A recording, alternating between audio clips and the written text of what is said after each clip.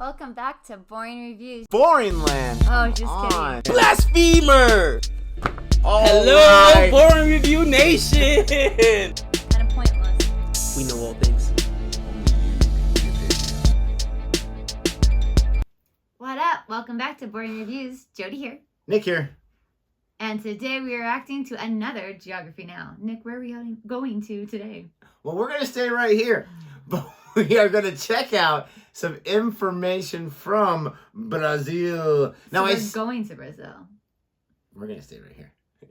Just watch the video evidence to confirm. Yes, we are going to go visit Brazil. Thank you. While sitting here. But the reason why I say Brazil is because it's from Street Fighter 2, which is a fantastic game. And Blanca is, the character Blanca is from Brazil. I don't think there are any green men that can have electricity powers in Brazil. But still a cool way to say it.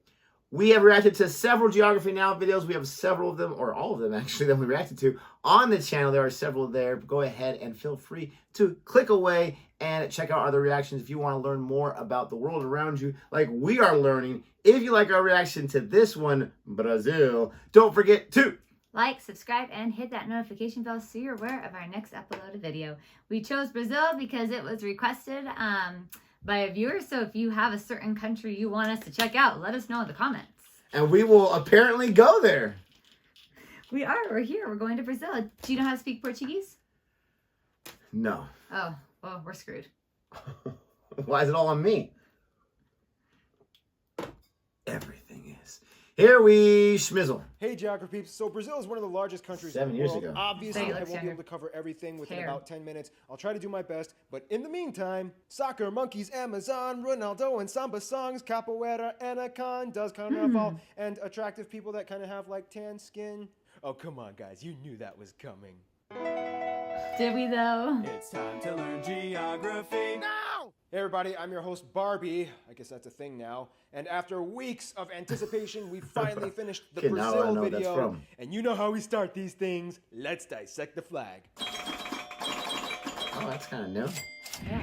The flag of Brazil has a green field with a yellow rhombus in the middle and a blue disc in the center with 27 stars scattered throughout the disc and the country's motto depicted on a white band sprawled across the blue disc. Some people might tell you that the green represents forests and yellow represents gold, but yeah, that's not really true. The green and yellow are actually inspired from the former imperial flag of Brazil, which was derived from two royal households, the green representing the House of Braganza for King Dom Pedro I, and the yellow for the House of Habsburg that his wife Maria Leopoldina came from. The blue disc and the stars are what make up the most fun part of this flag. Each star represents one of the 27 states of Brazil. Furthermore, they are all separated into 9 different constellations that you can typically see in the southern hemisphere. Straddling across the blue disc is a banner with the country's motto, Ordem e Progresso, which means order and progress. A flag with stars representing each state in the country. Ah, Brazil. I think there's some people that can gel well with that.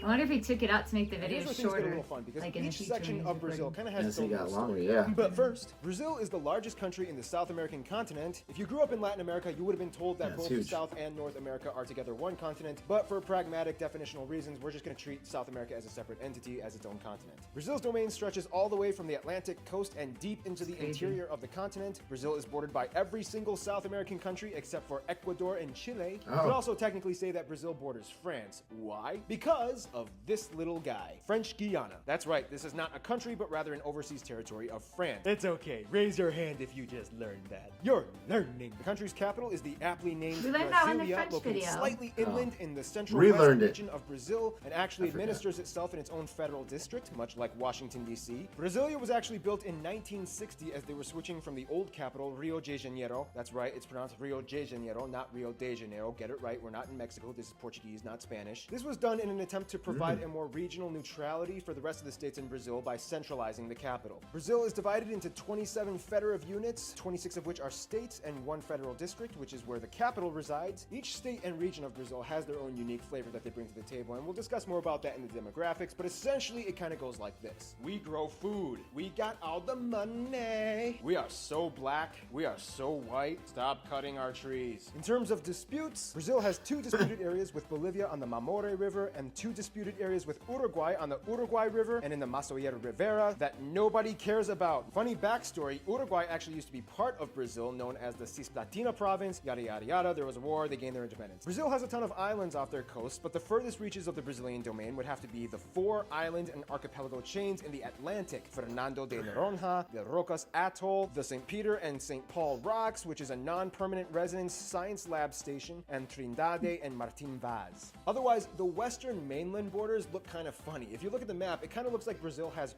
river Tourette syndrome, in which they have a lot of half rivers, but then they jump onto the next adjacent river, which is like a couple hundred kilometers away. It's like, I'll take part of the Rio Acre, but then, I'll cut through and make my way over to the Rio Puros. I'll take the Rio Santa Rosa, but then, I'll jump over to Rio Breu. This all had to do with centuries of disputes with the former empires, and today you have this massive piece of solid stuff. And that's just the borders. Wait till you see what's inside the borders.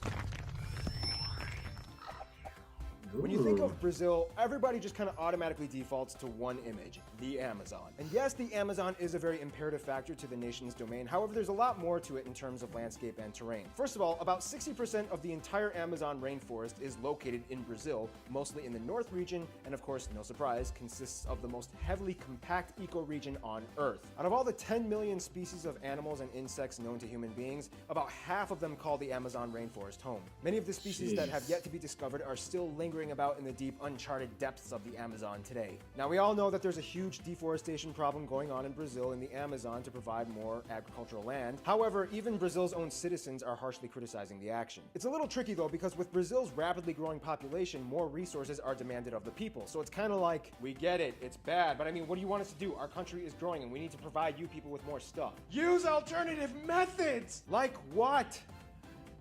We're working on it! Otherwise, outside of the Amazon, the rest of the country has a vast array of contrasting scenery almost equally as fascinating. Along the coast, you have the Mata Atlântica, or the Atlantic Forest, the Cerrado, or the tropical savannas in the center. This is also the area where most farms and ranches can be found. Also, keep in mind, Brazil is one of the top countries in meat production and exports. In the south, you have the Araucaria, or the pine evergreen forests. In the north, you have the small mountains, especially close to the border of Venezuela, in which you can find one of the most notable natural landmarks being the tri-point border between Venezuela, Guyana, and Brazil, Mount Roraima, even though Brazil only owns about 5% of the mountain. But still, it counts. That's Roraima cool. is one of the strangest looking flat top plateau mountains with vertical cliffs almost perpendicular to the ground, earning it the label as one of the hardest mountains to climb. Fun side note, Mount Roraima was one of the areas that inspired the scenery for the Pixar movie Up. It's like It's a great movie, by the way, go ahead, watch it. And with that said, Pixar and Disney, you can't sue me for copyright infringement rights for using a clip of your movie in my corner box here, because in accordance with fair use limitation rights, I commented and gave a critique on your material.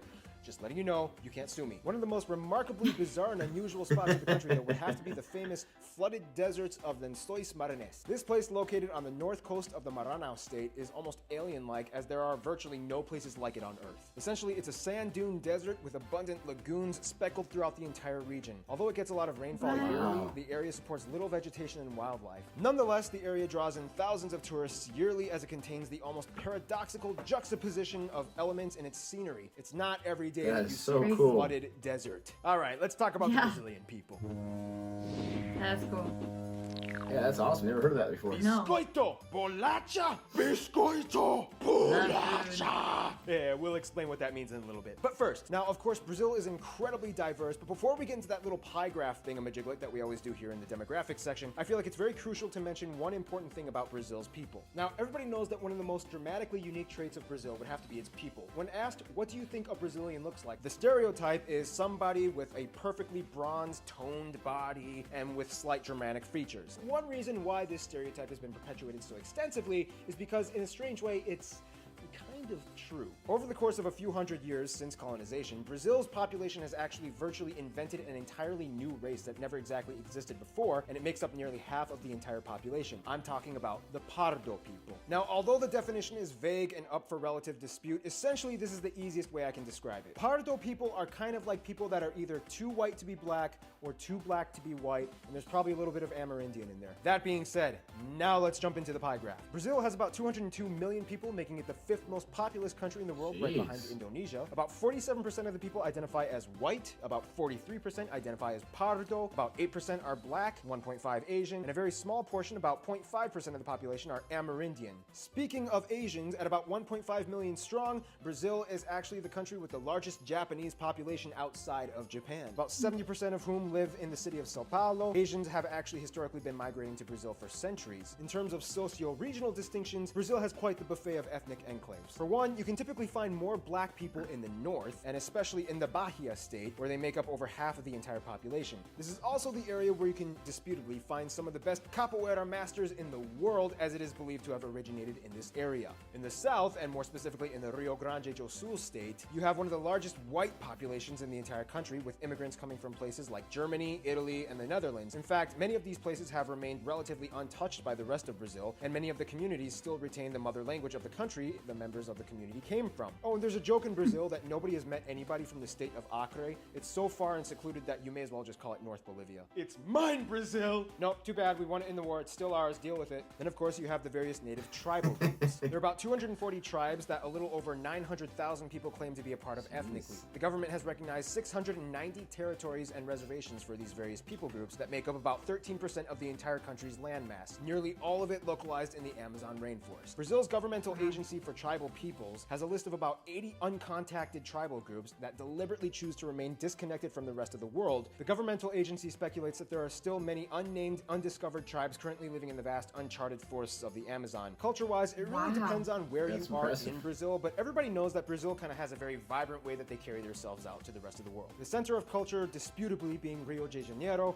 and the economic capital being Sao Paulo. Most of the population lives within driving distance of the coasts, so there is, in a sense, a prevalent beach culture, especially for the people on the east side of the country. Not everybody in Brazil loves soccer. In fact, many places prefer basketball, and skateboarding has actually been a huge thing that's been exploding over the past few years. And no, not everybody has been to a carnival. Oh, and another thing, there's currently a war going on in Brazil. It's been very brutal, it's been going on for decades, and it's getting quite intense right now. I'm talking about the cookie war. In Brazil, people will ridicule you if you pronounce the word This guy. from them, and especially with the whole Rio versus Sao Paulo thing. People in Sao Paulo will call it bolacha, and the people in Rio will call it biscoito. This conflict has led to the violence and deaths, leading in the victimization of people caught in the crossfire, and you almost fell for it, didn't you? Now let's talk about their relationships. Now, Brazil kind of gets along with everyone, but he's kind of like that friend that ventures off and does whatever he wants while you wait in the hallway until he comes back from doing whatever he's doing. First off, pretty much all of their neighbor nations get along with them, although Argentina has a huge competitive hatred for Brazil when it comes to soccer. But all of that aside, they have good relations and trade policies. Then, just like I mentioned before the Angola video, they get along with other nations of the former Portuguese Empire like Angola, Mozambique, Sao Tome and Principe, Cabo Verde, and so on. They even get along with Portugal and have no bitterness towards the former colonization. Now, when it comes to the US, for centuries they've been good friends and have a deep history of trade and alliances. However, recently Brazil has been kind of diddle-doddling off, making friends with other people that kind of give the US the old shifty eye. Then we have Venezuela and Cuba. Brazil has sided with the Venezuelan government more in the past few decades and has built a $1.5 billion port in Cuba. Then we have Iran. Recently, Brazil has been testing the waters on attempting to build ties with them, although they haven't really improved much recently. Nonetheless, Brazil is quite the popular guy. Not many people dislike Brazil, except for maybe the Brazilians in Brazil that may complain about their own country's administrative affairs, but that's a lesson you'll have to learn by talking to an actual Brazilian person, not me. Plus, we're almost out of time. In conclusion, Brazil is so much more than just the Amazon and soccer, and we didn't even scratch the surface of Brazil in this video. And to find out more, I recommend just talk to a Brazilian. Just remember which side of the cookie you're on. Stay tuned, Brunei is coming up next. I've never heard of Brunei. I've never heard of Brunei either, and I'm sitting here thinking like, because I keep forgetting that they go in alphabetical order. Yes. I'm sitting here thinking like, this is 7 years ago. Why would? It's quite impressive that they would ever decide we're going to start on A and we're just going to keep going. Mm-hmm. There's going to be some that are more popular than others, but I mean, this has like what 2 million views, so obviously still very, very popular. And it's cool to see like the way he's changed throughout the years and Yeah. like, the way he does things. But it was really cool to learn about Brazil. I like to watch, oh shoot, what's that that pod show where they go in the pods. Oh, Love is Blind? I like to watch Love is Blind, and they have A Brazilian series, yeah. And so it is kind of cool, and I know what he's talking about because they all look so very, very, very different. Like, it's very much like America in the sense of you just have like this mix of ethnicity and culture and stuff. And so when he kind of did that demographic breakdown and talked about the Pardo, if we're saying it right, Pardo. Yeah, I think you're right, Pardo. I totally changed the name on that one. But it's just so beautiful, like the tan skin, the light eyes, like it's beautiful, beautiful. But yeah, but that was really cool and really interesting. I didn't realize, that there's tribes that like live in South America and live in Africa and different places that are still very much close to their culture, and they're not I don't know how to kind of word it, but they're not worldly like we are, right? Yeah. They don't use not electricity. Some don't use electricity at all, but they don't like use electronics and different things. They're just very much more like, no, we want to stick to like our culture and like how we. But to the fact that there's probably tribes in the rainforest that the world doesn't even know about. Yeah. Because they're so far into the rainforest. And I can only imagine like the rainforest is not a place that you're like, I'm just gonna walk as far as I can and then camp for the night and then keep walking, because I know that there's like just deadly bugs and whatnot, or animals. But it's crazy that there's so many different tribes that live out there in that climate, in that environment, and that aren't even like known. Like, that just blows my mind. Like, I'm so intrigued. I want to know. Yeah, it's quite remarkable because, we're obsessed with knowledge and gaining information. Like, how dare there be people that we don't know about? But it's very, very true. And it's like, how are you surviving? Like, I was thinking when he was talking about that, like, I would have to, and I just watched the second Avatar. I'm not going to spoil anything, but there's this vehicle they have in there where it's basically like a mechanical crab vehicle. And it's like really kind of cool that kind of moves on several arms, then it can kind of fold up and swim really fast or whatever. You would have to have something like that with enough food for like a few weeks, just so you can go in there and not get attacked by an animal or maybe even a bow and arrow or something like that, just so you can explore and see what's going on. Half of the animal species in the Amazon rainforest, that blows my mind. But the other thing that I was thinking about was quite interesting. It said 13% of Brazil is dedicated to reservations and territories meant for the, you don't want to call them indigenous, but like the tribal people, right? And it said about 900,000 of tribal people. Identifies tribe, yeah. 20 million is a population, so that's less than 1/20, so 5%. 5% of the people are getting 13% of the land. That's awesome. That's not too bad. Yeah. Right? I mean, that's pretty interesting. Better than what we do in America. And again, it's really, really interesting that they're living in huts and they don't have all of this, like, like you said, electricity and modern technology and whatnot. It's interesting. For someone that likes to learn about different experiences and different cultures, I would be very interested to like, let me live like this for 3 days, maybe 7 days at the most, just to experience it. I'm sure it would be, for me and what my perspective is and what I'm used to, it would be horrible. But I'm also interested, like, okay, I got a headache. What do you guys got for that? No, when you say horrible, it's not that their life is bad. It's just that you're so used to, like I said, from my perspective, yeah, you're from so my used to the accommodations. I think it would be such a... I don't even like camping, for crying out loud. Well, me either. I think it would be such a humbling experience, because I can only imagine, like, I mean, as a class, when we read books and stuff, when we read, like, A Long Walk to Water and all these other things, and you hear about, like, some tribes, like, the travels that they take, or just to get water for one day. Like, I mean, there's some tribes in Africa that walk all day. Fill up, the mom and the girls will fill up the pots of water, each carry one jug of water and bring it all back. And that's all they have for that day. And then the next day, they do it all over again. Like, literally, that is what... Princess story? Yeah, right? That is, like, what their life is. But it's just, like... So it's, like, when you think about that, and we just, like, drink half of a water bottle and leave it, and then you don't know which one's yours and which one's your friend's, so you throw them away and you get new water bottles. Like, I feel like living in that would just be, like, such a wake-up call to how much we take for granted. How much we take for granted and how much we don't appreciate. How much you take for granted. I don't take anything for granted. Oh, okay. Let us know what you think about our reaction to this video. Let us know what else you want us to react to as far as geography. Now, we're getting a whole lot of requests, and we love that. Thank you so much for that. And until next time. Goodbye.